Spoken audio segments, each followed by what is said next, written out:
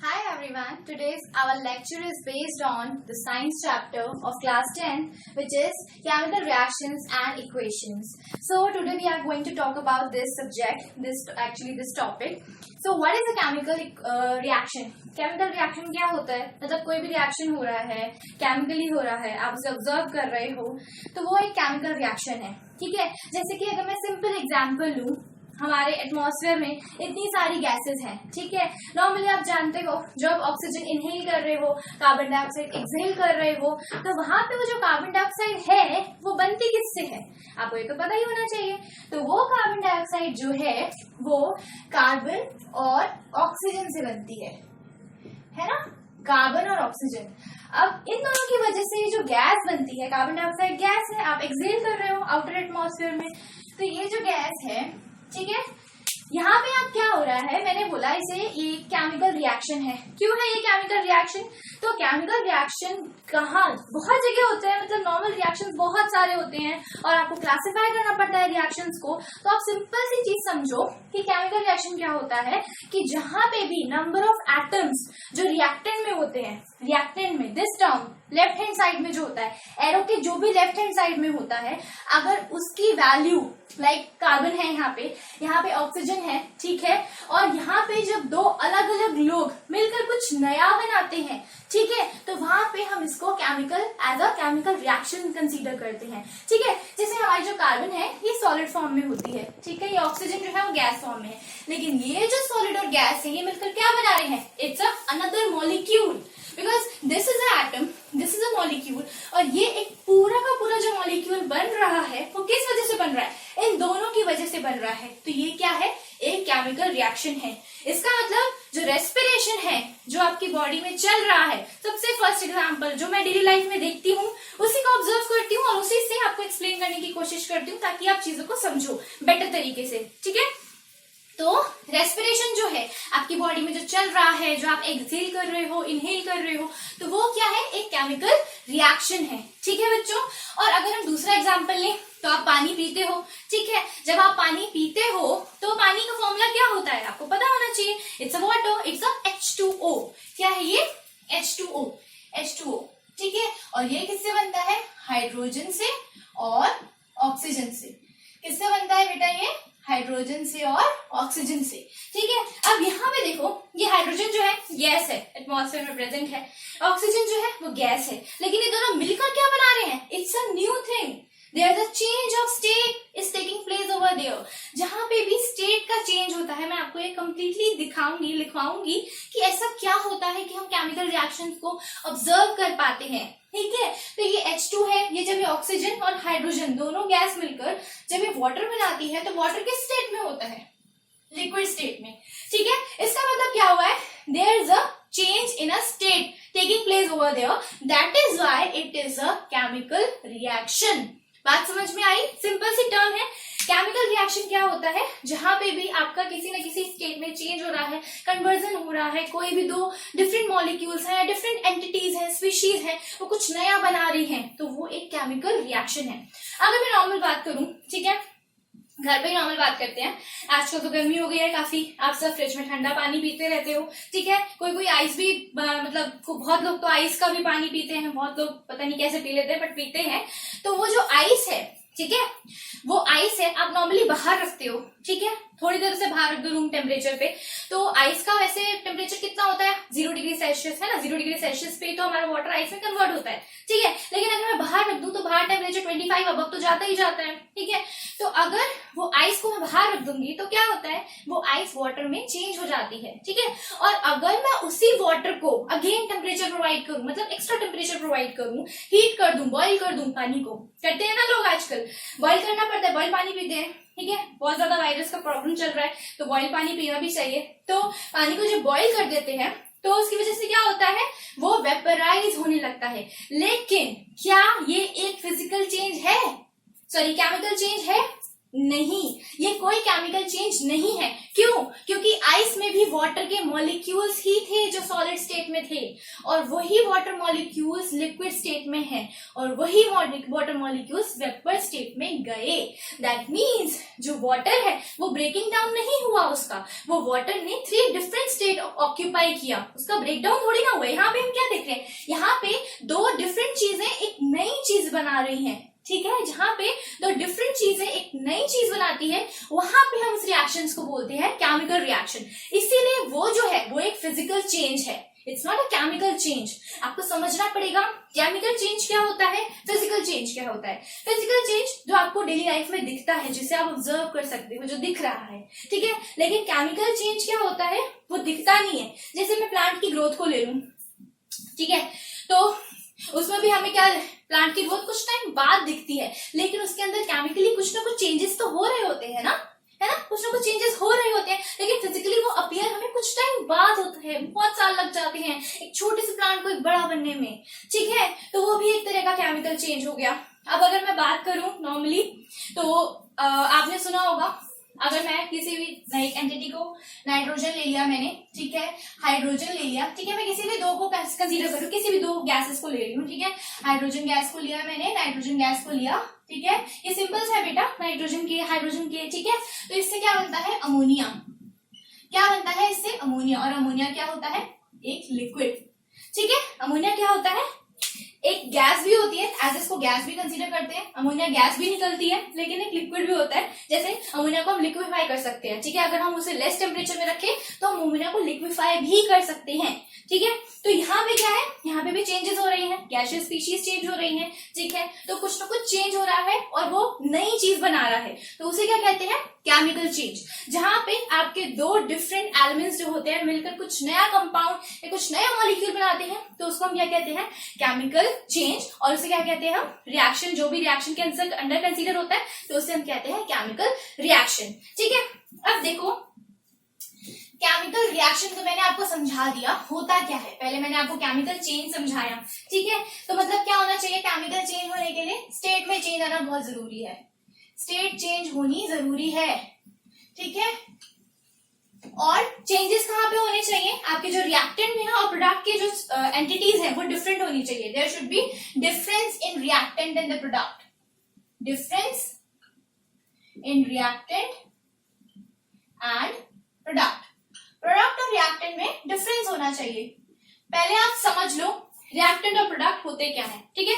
मैं सिंपल सा chemical reaction लिखती हूँ, ठीक है। केमिकल रिएक्शन फर्दर मैं नॉर्मल क्लासिफाई करती हूँ, जैसे मैंने लिखा ये केमिकल रिएक्शन, ठीक है। इसे मैं 2 चीजों में क्लासिफाई करूंगी, एक इससे बनता है रिएक्टेंट, और एक होता है इसमें प्रोडक्ट, ठीक है। एक रिएक्टेंट और एक product. Reactant substance that is undergoing a change, ठीक है। जो चेंज कर रहा है, जो चेंज हो रहा है वो रिएक्टेंट है। और सब्सटेंस that is formed, जो फॉर्म हो रहा है, तो उसको क्या कहते हैं, हम प्रोडक्ट कहते हैं, ठीक है। सब रिएक्टेंट में कोई भी हो सकता है, सॉलिड, लिक्विड, गैस, किसी भी स्टेट में हो सकता है। मैंने 9th क्लास का एक चैप्टर पढ़ाया था जिसमें मैंने सॉलिड, लिक्विड और गैस को क्लासिफाई किया था। आप अगर नहीं समझते हो इस चीज को, तो आप पहले उसके बेसिक्स को क्लियर करो, आप मेरी पिछली वीडियो पे जाके देख सकते हो, ठीक है, उसमें मैंने समझाया हुआ है। अब देखो, ये रिएक्टेंट है, ये प्रोडक्ट है। 2 रिएक्टेंट और प्रोडक्ट को मिलाकर अगर मैं दोनों की बात करूं तो एक केमिकल रिएक्शन बनता है, ठीक है। और यहाँ पे एक एरो होता है, ठीक है। इस एरो का क्या मतलब है, ये फॉरवर्ड एरो का क्या मतलब है कि किसी न किसी चीज से इस चीज से हमारा प्रोडक्ट बन रहा है। जब भी एक फॉरवर्ड रिएक्शन जाता है तो उसमें क्या बन रहा है, ये प्रोडक्ट बन रहा है, तो उसको हम क्या कहते हैं, एज अ केमिकल रिएक्शन, ठीक है। अब यहाँ पे मैं हीट भी प्रोवाइड करा सकती हूँ, यहाँ पे मैं लाइट भी प्रोवाइड करा सकती हूँ, यहाँ पे मैं कोई रिएजेंट भी ले सकती हूँ। अपने रिएक्टेंट को प्रोडक्ट बनाने के लिए मैं उसको हीटिंग दे सकती हूँ, मैं उसको लाइट दे सकती हूँ, मैं उसके अंदर कोई ऐसा रिएजेंट डाल सकती हूँ जिसकी वजह से उसके अंदर कन्वर्जन हो जाए, ठीक है। तो उसको क्या कहते हैं हम, नॉर्मल केमिकल रिएक्शन, ठीक है। अभी मैंने आपको इतना समझाया, आई होप आपको समझ में आया हो, ठीक है। अब मैं बताती हूँ, एज नॉर्मल एग्जाम्पल लेके समझाती हूँ, ठीक है। कार्बन प्लस सिंगल ऑक्सीजन, अगर मैंने सिंगल ऑक्सीजन लिया है, ठीक है। हमेशा ध्यान रखना, जब भी आप किसी केमिकल रिएक्शन को लिखोगे तो वो हमेशा नॉर्मल जैसे फिजिकली स्टेट में जैसे कंसीडर करते हैं, समझ लो अगर वो एनवायरनमेंट में जिस फॉर्म में प्रेजेंट है आप उसी को कंसीडर करोगे अपनी इक्वेशन लिखने के लिए, ठीक है। इसीलिए मैंने यहाँ पे O2 कंसीडर किया है। मैं बाद में उसको बैलेंस करने के लिए उसमें कुछ भी लगा सकती हूँ, हाफ फ्रैक्शंस में कुछ भी लगा सकती हूँ, फिर उसके बाद मैं उसको फर्दर चेंज करूंगी होल नंबर में, लेकिन मुझे इसे O2 ही लिखना है, मैं नेसेंट ऑक्सीजन नहीं लिख सकती, ठीक है। नेसेंट ऑक्सीजन का मतलब होता है मैं सिंगल ऑक्सीजन नहीं लिख सकती, ठीक है। अब इससे क्या बनेगा, CO, ये होती है कार्बन मोनोऑक्साइड। नाम सुना होगा आपने, कार्बन मोनोऑक्साइड गैस होती है एक तरह की, ठीक है। बहुत डेंजरस गैस होती है, पता होना चाहिए आपको व्हाई इट इज डेंजरस, क्यों होती है डेंजरस।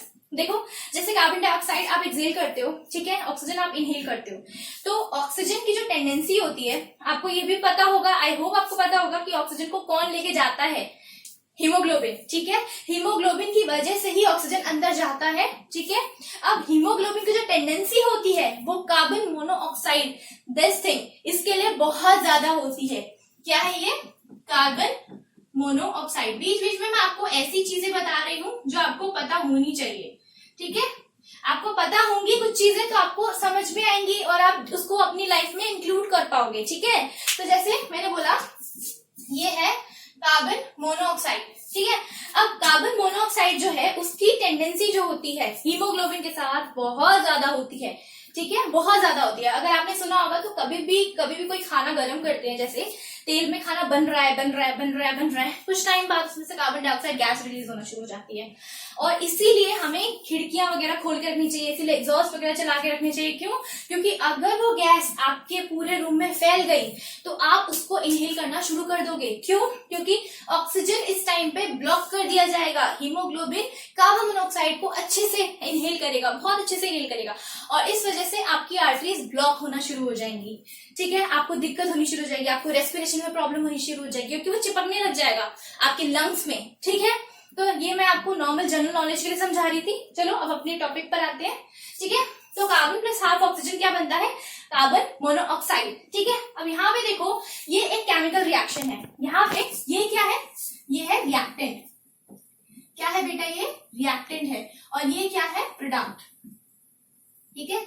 ये एरो क्या कंसीडर कर रहा है कि हमारा रिएक्शन फॉरवर्ड डायरेक्शन में जा रहा है। What is this, in the right side there is a forward direction. तो हमें आपको मैं केमिकल रिएक्शंस के साथ इक्वेशन लिखना भी यहाँ पे सिखा रही हूँ, आप ध्यान से समझो उस चीज को। ये रिएक्टेंट है, ये प्रोडक्ट है, रिएक्टेंट मिलकर जो बनेगा वो प्रोडक्ट बनेगा, ठीक है, और हम उसको एरो से दिखाएंगे, मतलब ये फॉरवर्ड डायरेक्शन हो गया, ठीक है। उसके बाद हमें इक्वेशन में और चीजें क्या ध्यान रखनी है कि रिएक्टेंट किधर होता है, लेफ्ट हैंड साइड में, किधर होता है, लेफ्ट हैंड साइड में रिएक्टेंट होता है, और राइट हैंड साइड में क्या होता है, प्रोडक्ट, ठीक है। राइट हैंड साइड क्या होता है बेटा, प्रोडक्ट होता है, ठीक है, okay.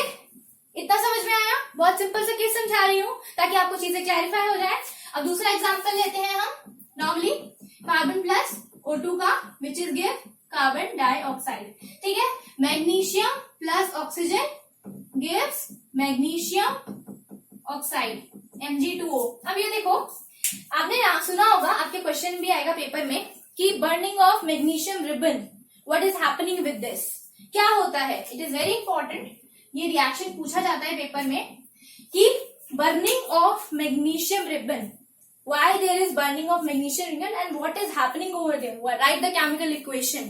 this question has been asked many times in your exams कि बर्निंग ऑफ मैग्नीशियम रिबन की इक्वेशन क्या होती है। तो बर्निंग का क्या मतलब है, अब आप सिंपल सी बात समझो कि हम नॉर्मली आग लग जाती है तो उस केस में होता क्या है, जनरली ऑक्सीजन के कांटेक्ट में आके आग लगती है।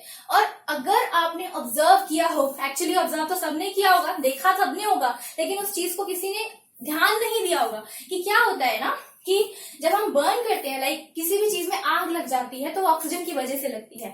और हमेशा आपने ध्यान दिया होगा, पिक्चर्स वगैरह में, मूवीज वगैरह में देखते हो ना कि आग लग गई और किसी को पकड़ने के लिए वो कोई कंबल लेके आते हैं, ब्लैंकेट लेकर आते हैं, तो वो ब्लैंकेट क्यों डालते हैं उसके ऊपर, कभी जानने की कोशिश की है, वो ब्लैंकेट क्यों डालते हैं? मैं सिंपल सी बात कह रही हूँ, साइंस आपके आसपास ही होती है, आपको उसे समझना है कि ऐसा क्यों हो रहा है, क्या हो रहा है, ठीक है।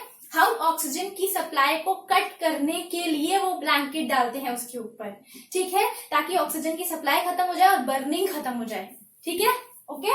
अब ये देखो, बर्निंग ऑफ मैग्नीशियम रिबन क्या है?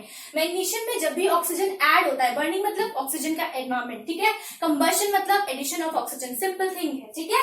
तो मैग्नीशियम और ऑक्सीजन को जब हम ऐड करते हैं तो हमें क्या मिलता है? Magnesium oxide. क्या मिलता है हमें? मैग्नीशियम ऑक्साइड, और इसी को हम कहते हैं बर्निंग ऑफ मैग्नीशियम रिबन, ठीक है। इसका कलर दिखता है अच्छा खासा, ठीक है। आई होप मैं आपको क्लियर कर पाई हूँ, सिंपल थिंग है, ठीक है। अब हम देखते हैं केमिकल इक्वेशंस, ठीक है। मैंने आपको समझाया केमिकल इक्वेशन लिखने के लिए क्या चाहिए होता है आपको। हाँ, पहले ये समझ लो, मैंने आपको क्या बोला, केमिकल रिएक्शन हो रहा है तो उसके लिए क्या चाहिए होता है? स्टेट चेंज होना चाहिए, डिफरेंस होना चाहिए आपके रिएक्टेंट और प्रोडक्ट में, ठीक है। उसके साथ साथ क्या होना चाहिए? उसके साथ साथ कोई भी दो लोग इन्वॉल्व हो रहे हैं तो तीसरी चीज फॉर्म हो रही है, ठीक है। टेम्परेचर चेंज होना चाहिए, टेम्परेचर चेंज होना चाहिए, ठीक है। ये ऑब्जर्वेबल क्वांटिटी है, प्रेशर, ठीक है। ये सारी चीजें चेंज होनी चाहिए। कुछ चीजें और हैं, मैं आपको नोट्स प्रोवाइड करा दूंगी ताकि आपको याद रहे ये चीजें। मैं अभी यहाँ पे समझाना चाहती हूँ तो समझने में फोकस करो। नोट्स तो आप कहीं से भी ले सकते हो, उसको कॉपी कर सकते हो, बट समझना यहाँ पे ज्यादा जरूरी है, तो मैं यहाँ पे समझाने में फोकस करूंगी, ओके बेटा, ठीक है। तो चलो आगे बढ़ते हैं। केमिकल रिएक्शंस, अब इक्वेशंस देखते हैं, ठीक है। केमिकल इक्वेशन में मैंने आपको दो चीजें समझाई, ठीक है। क्या मैंने समझाया? इक्वेशन, ठीक है। फर्स्ट मैंने आपको बोला आपको लेफ्ट हैंड साइड में क्या लिखना है, इसे नोट डाउन कर लो, आपको ये पेपर में पूछा जाएगा। लेफ्ट हैंड साइड में क्या लिखना है? रिएक्टेंट, ठीक है, विद सिंबॉलिक फॉर्म, सिंबल्स में लिखना है आपको। रिएक्टेंट्स को सिंबॉलिक फॉर्म में लिखना है, ठीक है। दूसरी साइड, राइट हैंड साइड पे आपको क्या लिखना है? राइट हैंड साइड में आपको लिखना है प्रोडक्ट, ठीक है, with symbolic form. Symbolic form का क्या मतलब होता है बेटा? मतलब जैसे आपको कोई वर्ड प्रॉब्लम दे दी, ठीक है, आपको दे दिया कि carbon react with oxygen to give carbon dioxide. या आपको इक्वेशन ऐसे आपको वर्ड प्रॉब्लम दे देंगे, कार्बन डाइऑक्साइड, ठीक है। तो इसमें आपको अपनी इक्वेशन समझानी है, आपको अपनी केमिकल रिएक्शन लिखनी है इक्वेशन की फॉर्म में। तो आप क्या करोगे? Carbon react with plus oxygen to give का मतलब क्या है? गिव मतलब प्रोडक्ट फॉर्मेशन, ठीक है। मैथ्स में आप पढ़ते हो गिव का मतलब क्या होता है? उसके बाद, इक्वल्स टू के बाद, तो वहां पे इक्वल्स टू क्या है? Arrow. This arrow you should remember, that means this arrow is going on in the forward direction, that means your reaction is going on in the forward direction, ठीक है। तो ये क्या फॉर्म करता है? Carbon dioxide. ये simple example था, समझ लो इसे ध्यान से, ठीक है। इसके बाद मैं और चीजें समझाती हूँ। देखो मैंने क्या बोला, लेफ्ट हैंड साइड में आपको रिएक्टेंट लिखना है, सिंबॉलिक फॉर्म में लिखना है, राइट हैंड साइड में आपको प्रोडक्ट लिखना है, सिंबॉलिक फॉर्म में लिखना है। उसके बाद क्या इंपॉर्टेंट है? उसके बाद इंपॉर्टेंट है देयर शुड बी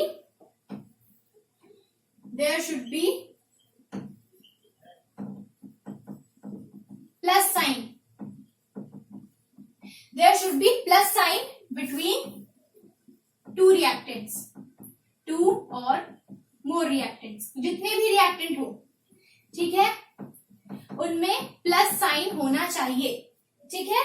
और यहाँ पे भी सेम थिंग, यहाँ पे भी सेम थिंग, मैं डैश डाल रही हूँ, चलो लिख ही देती हूँ ताकि आपको याद रहे। There should be plus sign. Plus sign क्या रिप्रेजेंट करता है बेटा? Plus sign between two products, ठीक है। प्लस साइन क्या रिप्रेजेंट करता है? कि कोई दो चीजें कंबाइन हुई हैं, ठीक है, कोई भी दो चीज कंबाइन हुई है आपस में, इस वजह से हमारा केमिकल रिएक्शन हुआ है, ठीक है। जैसे अगर मैं हाइड्रोजन प्लस ऑक्सीजन लिखूं तो मुझे क्या मिलता है? H2O, ठीक है। तो यहाँ पे मैंने प्लस साइन क्या रिप्रेजेंट कर रहा है? There is a combination of two things, there the two things are completely like they are with each other, वो एक दूसरे से कंबाइन कर रही है, तभी हमारा रिएक्शन फॉर्म हो रहा है, तभी हमारा प्रोडक्ट फॉर्म हो रहा है. ठीक है, ओके ये चीजें बहुत इंपॉर्टेंट है, आपको याद रखनी है. ठीक है, ताकि आपको समझ में आए कि आपको केमिकल इक्वेशन लिखनी कैसे है. ठीक है, ये समझ में आ गया, इसे नोट डाउन कर लो, आपको याद रखना है और इसी बेसिस पे आपको लिखनी है अपनी केमिकल इक्वेशंस. ठीक है, चलो अब आगे बताती हूँ क्या है. अब दूसरा, केमिकल रिएक्शन दो तरह की होती है. ठीक है, केमिकल रिएक्शंस जो होती हैं, इक्वेशन सॉरी केमिकल इक्वेशंस जो होती हैं, they are of two types. Two types कौन सी होती है? एक होती है balanced chemical equation, balanced chemical equation, क्या बैलेंस्ड केमिकल इक्वेशन, और दूसरी होती है अनबैलेंस्ड केमिकल इक्वेशन. ठीक है, एक होती है बैलेंस्ड केमिकल इक्वेशन, दूसरी होती है अनबैलेंस्ड केमिकल इक्वेशन. तो बैलेंस्ड में और अनबैलेंस्ड में फर्क क्या है? बैलेंस्ड ये होती है कि number of atoms of each type of number of atoms of each type of element in reactant and product. यहाँ पे लिख देती हूँ when number of atoms of each type of element in reactant product are equal, then it is known as balanced chemical equation. ठीक है, और unbalanced में क्या होगा? when number of atoms of each type of element are not equal in reactant and product, then it is unbalanced chemical equation. बहुत simple सी चीज है, समझ में आ जानी चाहिए, इसी मतलब नॉर्मल डेफिनेशन से समझ में आ जानी चाहिए कि अगर मेरे पास कोई भी एटम्स हैं, दो मॉलिक्यूल्स हैं, तीन मॉलिक्यूल्स हैं या एलिमेंट्स हैं, इन्वॉल्व हो रहे हैं, केमिकल रिएक्शन कर रहे हैं, तो वहां पे अगर वो दो एटम्स जो हैं जो फॉर्मेशन कर रहे हैं प्रोडक्ट का, अगर वो दोनों आसपास में रिएक्टेंट में प्रोडक्ट में इक्वल है तो वो बैलेंस्ड केमिकल इक्वेशन है. लेकिन अगर वो इक्वल नहीं है तो वो अनबैलेंस्ड केमिकल इक्वेशन है. ठीक है बेटा, इसे नोट डाउन कर लो, सिंपल सी चीज है. ठीक है, अब मैं सिंपल एग्जांपल लेती हूँ इसका.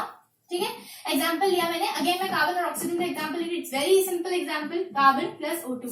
ठीक है, अब सबसे पहले चेक करो, यहाँ पे कार्बन 1 है, यहाँ पे भी कार्बन 1 है. ठीक है, ऑक्सीजन 2 है, यहाँ पे भी ऑक्सीजन 2 है. That means it's a balanced chemical equation. ठीक है, लेकिन अगर यहाँ पे मैंने लिख दिया कार्बन, ठीक है, प्लस ऑक्सीजन एंड मैंने लिख दिया यहाँ पे CO2. ठीक है, तो यहाँ पे देखो मैंने कार्बन डाइऑक्साइड बनाई. ठीक है, लेकिन यहाँ पे कार्बन 1 है, कार्बन 1 है, चलो मान लिया कार्बन 1 है, कार्बन 1 है, बहुत सही है. लेकिन ऑक्सीजन यहाँ पे 1 है, यहाँ पे कितने हैं?